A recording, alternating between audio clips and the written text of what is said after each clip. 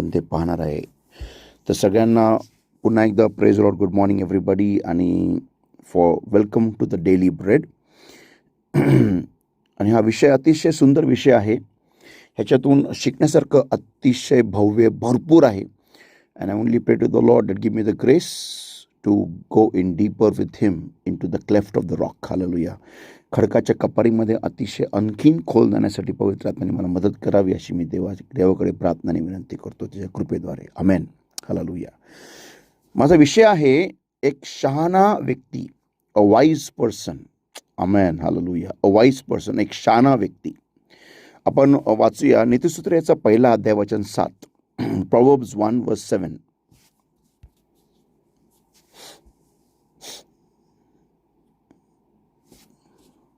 भय ज्ञानाचा आरंभ आहे, मूर्ख ज्ञान व विद्या अवमानतात.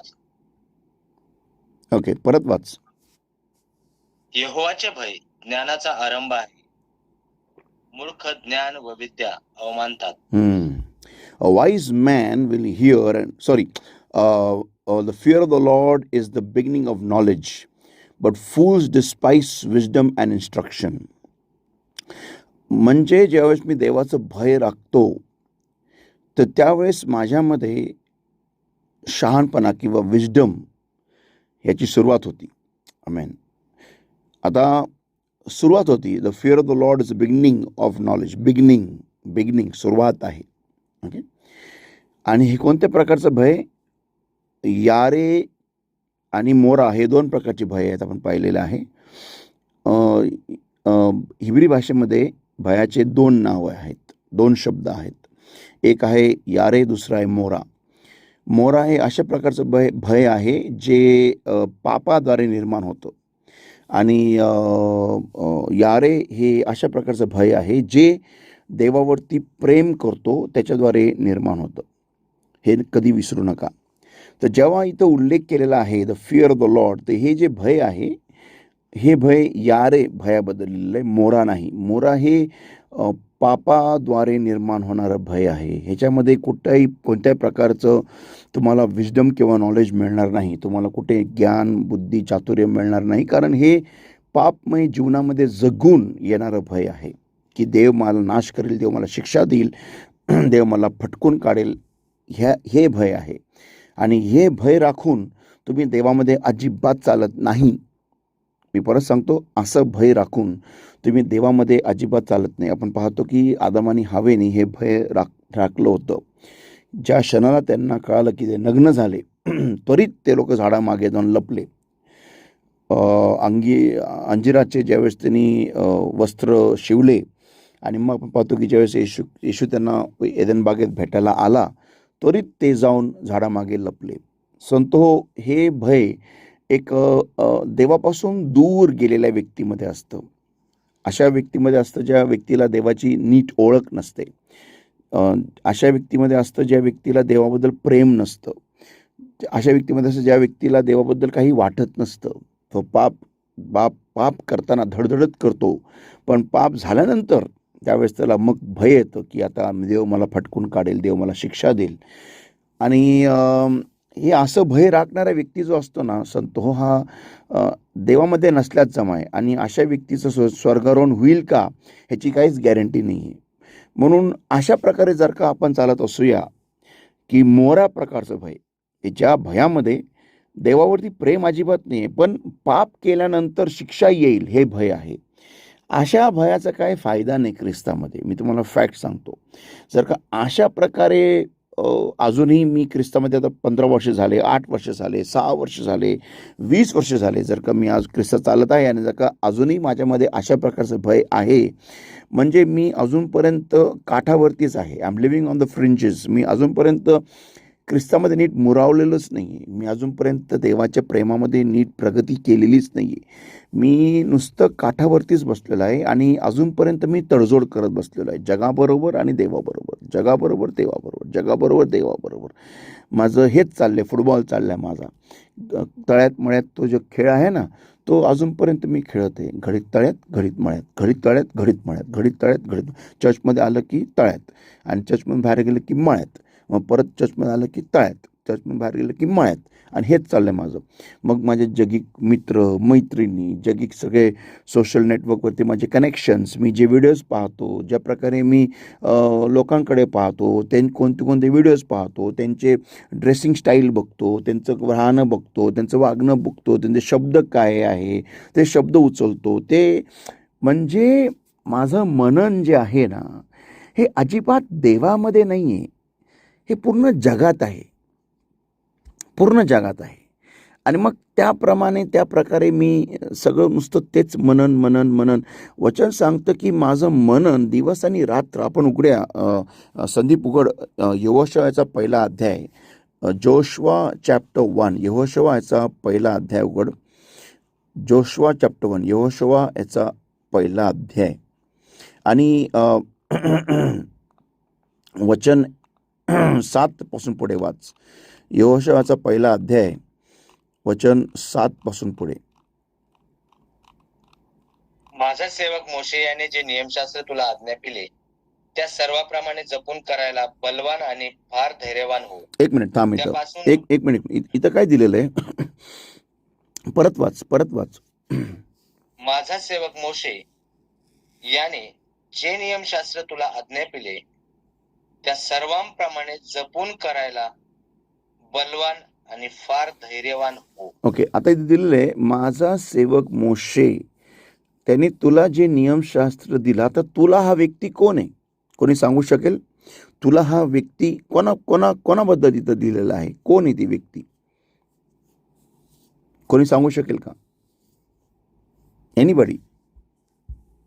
पूर्ण इस्रायल राष्ट्राबद्दल बोलले का ते शब्द? नाही, ते तुझ्याबद्दल लिहिलेलं संदीप. अच्छा, सॉरी. ते माझ्याबद्दल दिलेलं आहे. सॉरी नाही, that is a good answer. Actually ते यहोशुआला लिहिलेलं आहे. बट जेव्हा आपण ते वाचतो ना, ते आपल्याबद्दल दिलेलं आहे, हे नका विसरू. ओके, ते कोणाकडे वाटत असेल अरे ते यहोशुआबद्दल आहे, आपल्याबद्दल नाही आहे. नाही, ते तुझ्याबद्दल आहे बाळा. तुझ्याबद्दल. जो कोण हे वचन वाचतो ना त्या व्यक्तीबद्दल आहे. तर इथं काय दिलेलं आहे? Only be thou strong and very courageous that thou mayest observe to do according to all the law which Moses my servant commanded thee. आता माझा प्रश्न आहे, धैर्य काय लिहिलेलं आहे? परत वाच संदीप, सुरुवात काय दिलेली आहे? परत वाच मराठीमध्ये. माझा सेवक मोशे याने जे नियमशास्त्र तुला आज्ञा केले त्या सर्वांप्रमाणे जपून करायला बलवान आणि फार धैर्यवान हो. बलवान आणि फार धैर्यवान. देवाच्या आज्ञा पालन करायसाठी मला बलवान आणि धैर्यवान व्हायची काय गरज आहे? माझा प्रश्न व्हॅलिड आहे का? आमेन. It's 100% valid. देवाच्या आज्ञेचं पालन करायला मला धैर्याची काय गरज आहे? मला बलवान व्हायची काय गरज आहे? मी काय युद्धाला चाललोय का? हो, तू युद्धाला चाललाय.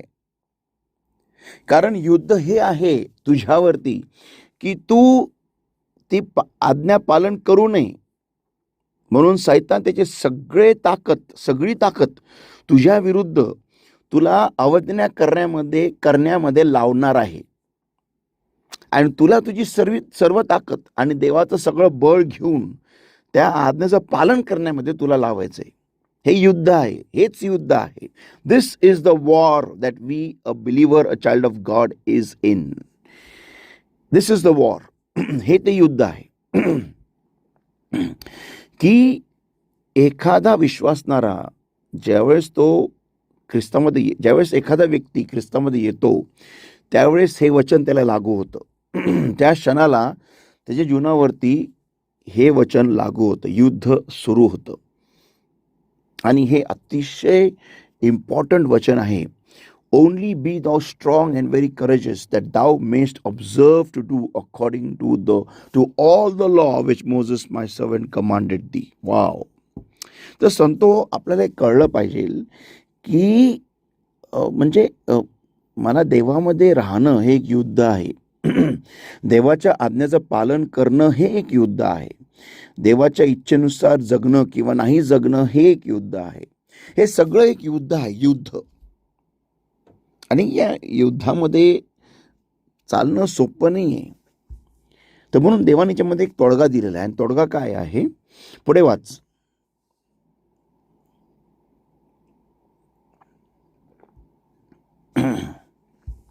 संदीप.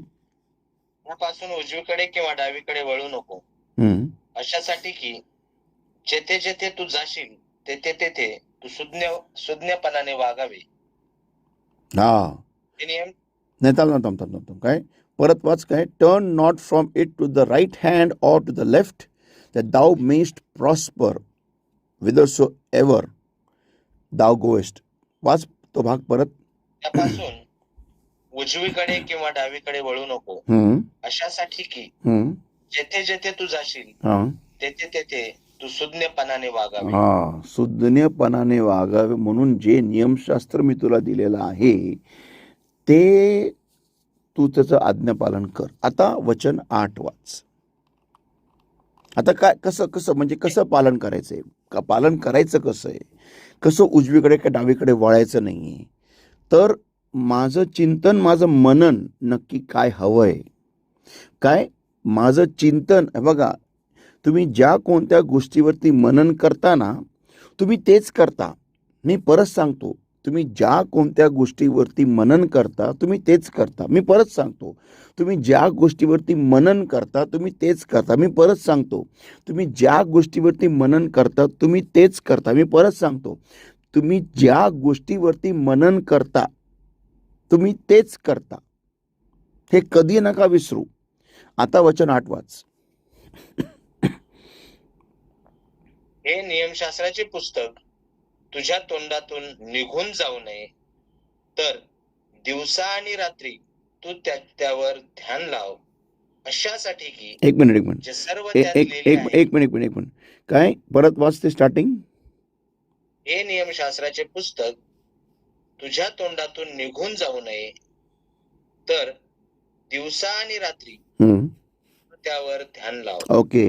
काय लिहिलेलं आहे की हे नियमशास्त्राचे पुस्तक तुझ्या तोंडातून निघून जाऊ नये म्हणून दिवसा व रात्री तू त्यावर ध्यान लाव. काय दिलेलं आहे? परत वाच संधी. आपल्याला ह्याच्यावरती जरा थोडं मनन जास्ती गहन करणं गरजेचं आहे. परत वाच. हे नियमशास्त्राचे पुस्तक तुझ्या तोंडातून निघून जाऊ नये, तर दिवसा आणि रात्री तू त्यावर ध्यान लाव. आता माझ्या तोंडामध्ये दिवसभर काय असतं? तंबाखू बोलत नाही मी, किंवा मिस्त्री पण बोलत नाही. काय असतं? आपण काय बोलत असतो दिवसभर? आपल्या मुखातून आपण काय बोलत असतो? आपण कधी कधी विचार करतो का? सिरियसली घेतो का? आपल्या तोंडच्या शब्दांना आपण सिरियसली घेतो का? मी पुन्हा सांगतो, आपण आपल्या तोंडच्या शब्दांना सिरियसली कधी घेतो का? आता मी तुम्हाला एक उदाहरण देतो. कल्पना करा, तुम्ही स्वयंपाक करायला बसलेले आहात. ओके.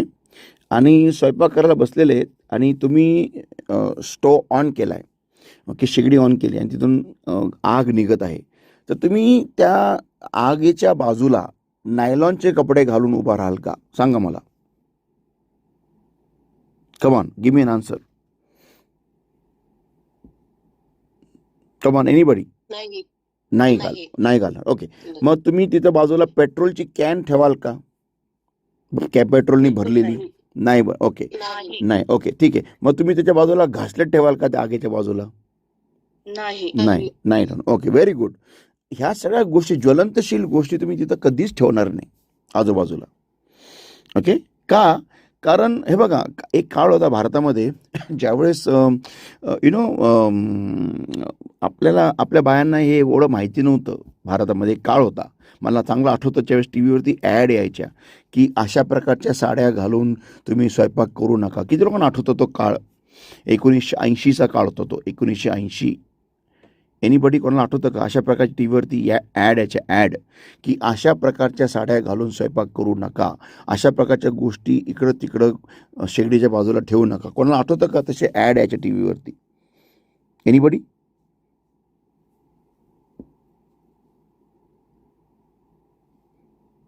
No one? ओके. हे अशा प्रकारचे ॲड यायचे टी व्हीवरती, हे लोक दाखवायचे, सरकार दाखवायचे. कारण का? तर नुकतंच आपला जो देश आहे ना, हा घासलेटच्या स्टोव्हपासून सिलेंडरकडे वळत होता. 1980ची घटना आहे ही. 1980चा काळ होता तो. चुलीपासून रॉकेलपासून गॅस सिलेंडर. ओके, तर हे शिक्षण आपल्या भारतामध्ये गावोगावी पोहोचण्यासाठी वेळ लागला. कारण आपला भारत काय एज्युकेटेड एवढा नव्हता, शिक्षित असं नव्हता. आणि जर शिक्षित असेल तरी लोकांचं शिक्षण नुसतं सर्टिफिकेटपर्यंत असतं, ते त्यांच्या जीवनात कधी उतरत नसतं. तर हे जे आहे ना, हे म्हणजे आपण ह्या गोष्टी या शेगडीजवळ आगीजवळ कधीच करणार नाही. तर माझा एक प्रश्न आहे, आपण आपल्या तोंडच्या शब्दांना काय म्हणून संबोधतो? आपण जे काय दिवसभरात बडबड करतो, ओके, आपण कधी हा विचार केला का की यार हे शब्दांना वचनामध्ये काय महत्त्व आहे? तर तुम्हाला मी सांगतो, नीतिवचन 6वा अध्याय उघडा. नीतिवचन 6वा अध्याय वचन 2. Proverbs 6:2. Come on, Proverbs 6:2. नीतिवचन 6वा अध्याय वचन 2.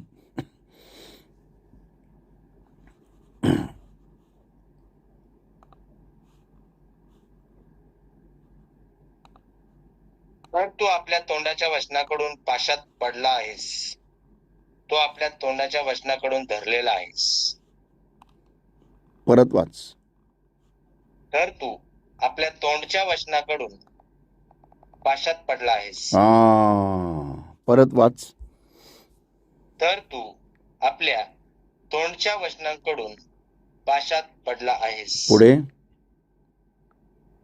तू आपल्या तोंडच्या वचनाकडून धरलेला आहेस. माझ्या जीवनामध्ये असं वाटोळं का होतं? माझ्या जीवनामध्ये असं वाट का लागलेली आहे? माझ्या लेकरांच्या जीवनामध्ये अशी वाटोळं का झालेली आहे? हा विचार मात्र आपण करतो, पण त्याचा उगम कुठून आहे, त्याचा स्रोत कुठून आहे, हा पण विचारच करत नाही. तर इथं काय दिलेलं आहे? यहोशुआचा पहिला अध्याय आणि वचन 8 वाच संदीप. हे नियमशास्त्राचे पुस्तक तुझ्या तोंडातून निघून जाऊ नये, तर दिवसा आणि रात्री तू त्यावर ध्यान लाव. तुझ्या तोंडातून निघून जाऊ नये म्हणून. बघा, मी माझ्या तोंडातून नियमशास्त्र कधी निघतं का? दिवसभरामध्ये मी देवाच्या गोष्टी बोलतो का? लोकांना लोकांना देवाबद्दल सांगण्याबद्दल बोलत नाही मी. जगात सांगे ब्रह्मज्ञान, स्वतः कोरडे पाषाण, तो नाही भाग. मी काय सांगत आहे की जे मी बोलतो, दिवसभरात जे गोष्टी करतो, ह्याच्यामध्ये, ह्या गोष्टींमध्ये देवाचा समावेश किती असतो? देवाचा समावेश किती असतो हा प्रश्न आहे. माझ्या गोष्टींमध्ये, माझ्या गप्पांमध्ये देवाचा समावेश किती असतो हा प्रश्न आहे संतो. ओके, तर देवाबद्दल लोकांना सांगणे, सुसमाचारबद्दल बोलत नाही मी. लोकांना सुसमाचार मी सांगतो दिवसभरामध्ये. 3-4 लोकांना भेटलो, मी त्यांना सुसमाचार सांगतो, त्याच्याबद्दल बोलत नाही मी.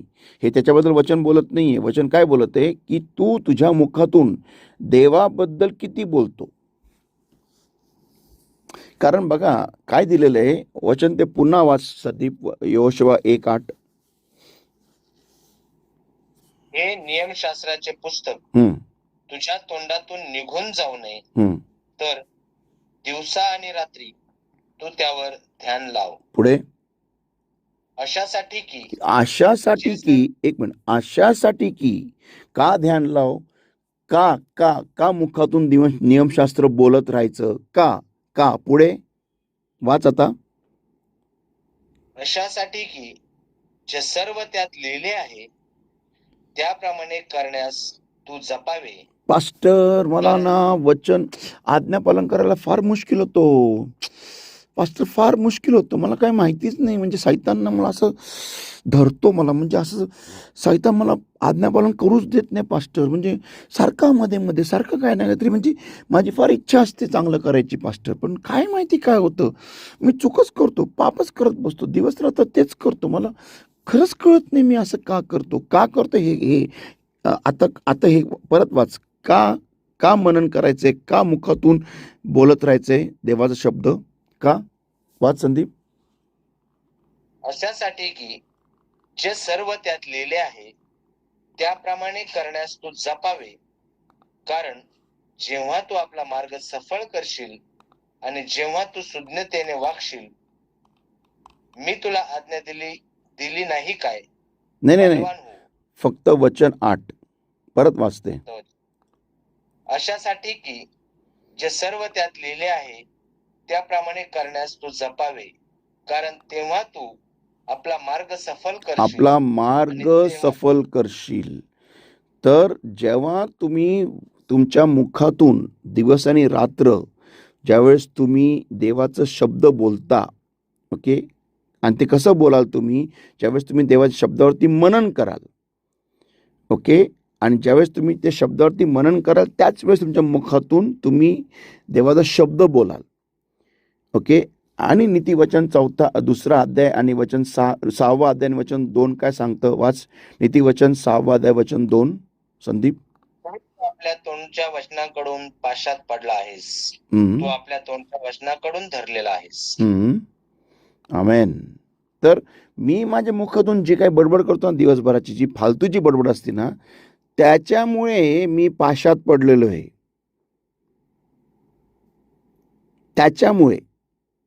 त्याच्यामुळे मी कुठे पडलेलो संदीपात? पाश काय लिहिलं? पाश आणि तू आपल्या तोंडच्या वचनाकडून पाशात पडला आहेस, हा, तू आपल्या तोंडच्या वचनाकडून धरलेला आहेस. का बरं माझ्या जीवनामध्ये वाटोळं लागले? का माझ्या जीवनामध्ये उद्ध्वस्तपणा आहे? का माझ्या जीवनामध्ये सगळीकडे वाट लागलेली आहे? का माझ्या तोंडच्या शब्दांनी मी दिवसभरामध्ये काय काय बडबड करत बसतो?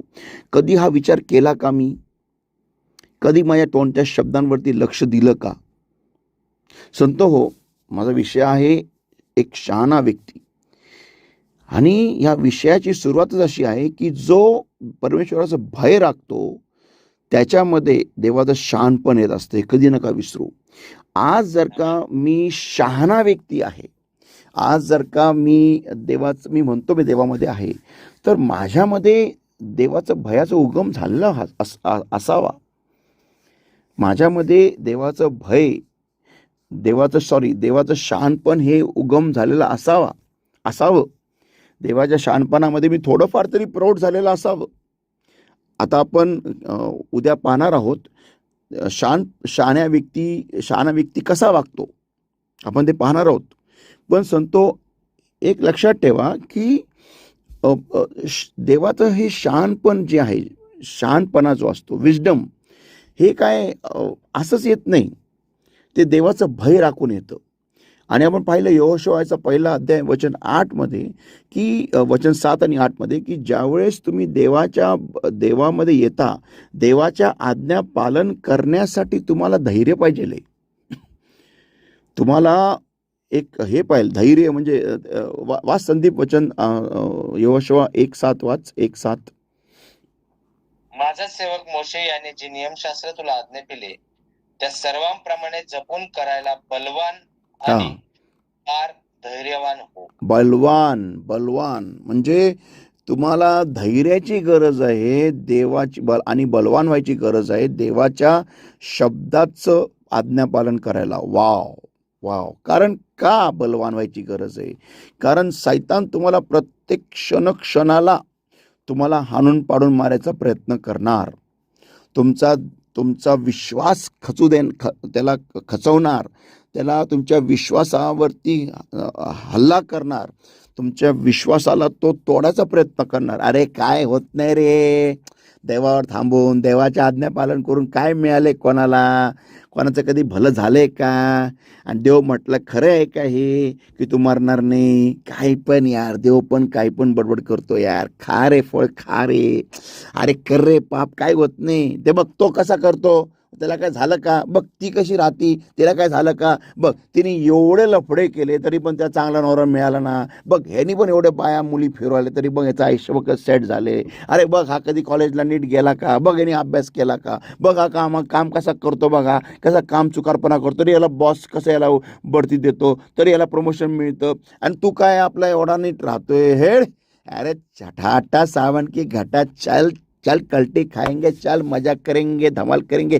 काय फायदा आहे दान दशांश देऊन, काय मिळालं. आता मला सांग दान दशांशबद्दल कुठे नवीन करार दिलंय का, कोण लिहिलंय का, शोध तू, मिळतं का दशांशचा एक तरी शब्द तुला मिळतो का. अरे जुन्या करार देते, जुना करार संपलेला आहे, गेलाय तो, डन आहे यार. कुठे यार तू पण, तू येशू ख्रिस्तामध्ये, तुला दशांशाची काहीच गरज नाहीये, कशाला देतो तू, काय तुला मिळणार आहे. आणि कुठे दिलेलं आहे, चर्चला जा, चर्च हा शब्द दाखव मला, चर्च दाखव मला, मंडळ हा शब्द दाखव मला, कुठे दिलेलं आहे की चर्चला गेलंच पाहिजे, पहाटे उठलंच पाहिजे, प्रार्थना केलीच पाहिजे, कुठे दिलेलं आहे मला, एक तरी आज्ञा दाखव. चल कुठे दिलेलं आहे, पहाटे उठून मला शोध, अशी आज्ञा कुठे. ते दावीद करायचा. दावीद, तू कोण आहे, तू दावीद आहे का, तू दावीद आहे का, तू दाविदाच्या वंशातला आहे का, तू दाविदाच्या वंशातली आहे का तू. अरे तू तर आपल्या नगरची, तू आपल्या नाशिकची, तू आपल्या रावेतची, तू आपल्या मुंबईची, तू आपल्या कोल्हापूरची, तू साताऱ्याची, तू थोडी दाविदाची. अरे ते जाऊ दे रे, ते जुन्या का, ते काय विचार करतो. अरे तू एन्जॉय कर, तू धमाल कर, तू मस्त हॅप्पी राहा, एकदम धमाल, एकदम झोपून राहा असं उतानं ऊन चादरीसारखं बिछाण्यावरती. एन्जॉय मस्तपैकी दिवसभर मोबाईल बघ, तू टेन्शनच घेऊ नको. अरे देवामध्ये राहून कोणाचं काय झालंय का भलं काय. अरे येशू ख्रिस्तानी देवाचा पुत्र होता, तू आहे का. त्याची आई कुमारी होती, त्याच्या आईला गर्भ धारला होता पवित्र आत्म्यामधून. तुला काय झाले, तू कोण, आणि चाललं आपलं ईश्वर उड्या मारायला. अरे येशू ख्रिस्त, तुझं काय. हे सैतानाचे सगळे भाषणं आपल्या कानात दिवस रात्र. मग आपण काय करतो माहिती आहे का, मग आपल्याला वाटतं तिचं कसं भलं झालं, जगाच्या लोकांकडे बघून तिचं कसं भलं झालं, तिचं कसं भलं झालं, तिचं कसं भलं झालं, तिचं कसं भलं झालं, तिचं कसं भलं. तुम्हाला मी एक घटना सांगतो, ही घटना फार महत्त्वाची घटना आहे. काय माहिती आहे का, ज्यावेळेस आदामाला देवाने एदन बागेत ठेवलं ना, तो व्यक्ती, तो आदाम, तो मनुष्य जेव्हा त्याला एदन बागेत ठेवलं ना देवानी, तुम्हाला माहिती आहे त्याला एदन बागेत जोपर्यंत होता ना, त्याला कधी कपड्यांची गरज लागली नाही. पण एदन बागेच्या बाहेर जेवढे मनुष्य होते ना, जेवढे आदाम होते ना, जेवढे हवा होते ना, त्या सर्वांना कपड्यांची गरज लागत होती, सर्वांना, एव्हरीबडी. ओके. तर जुन्या काळामध्ये ना, पहिला मनुष्य ना हा पत्त्यांचेच कपडे घालायचा. हे तो आदामाने कसं काय बरोबर त्यांनी पत्त्यांचेच वस्त्र शिवले पाप केल्यानंतर, कारण त्याला ते माहिती होतं की हे घालतात बाहेर. पण जसं तो मनुष्य विकसित झाला एदेनाच्या बाहेर, हे आदामाला नाही कळालं की त्या लोकांनी आता लेदरचे कपडे घालायला सुरुवात केली आहे. हे त्याला माहिती नव्हतं आदामाला, कारण तो एदेनाच्या बागेमध्ये, त्याला ज्या दिवशी तो एदेनाच्या बागेमध्ये घेतला गेला ना, त्याच्या आधी लोक हे सगळे ना पानांचेच कपडे घालत होते, त्याच्या भोवतीचे सगळे लोक. पण तुम्ही आठवा, आदामाला एदेनाच्या बाहेर निर्माण केलं देवानी, आणि मग त्याला एदेनात आणलं, हे विसरू नका. ओके. तर जेव्हा तो एदेनात आला ना, त्याच्या दिवसापासून तो एदेनाच्या बाहेरच्या सगळ्या गतिविधींना तो बंद होता. त्याला माहिती नव्हतं की एदेनाच्या बाहेर काय चाललंय. पण ज्या क्षणाला त्यांनी पाप केलं आणि त्यांनी पहिलं काय केलं, त्यांनी पानांचे त्यांनी त्यांनी कपडे शिवले. पण देवालाही ठाऊक होतं की एदेनाच्या बाहेर कोणती स्टाईल चालली आणि एदेनाच्या बाहेर काय चाललंय. तर म्हणून देवाने त्याला अंगरखा केला, त्याला त्यासाठी वस्त्र केले लेदरचे. तर तुम्हाला एक सांगू द्या, जोपर्यंत आदाम हा एदेनात होता, तोपर्यंत आदामाच्या अंगावर गौरवी कपडे होते, तो स्पेशल होता.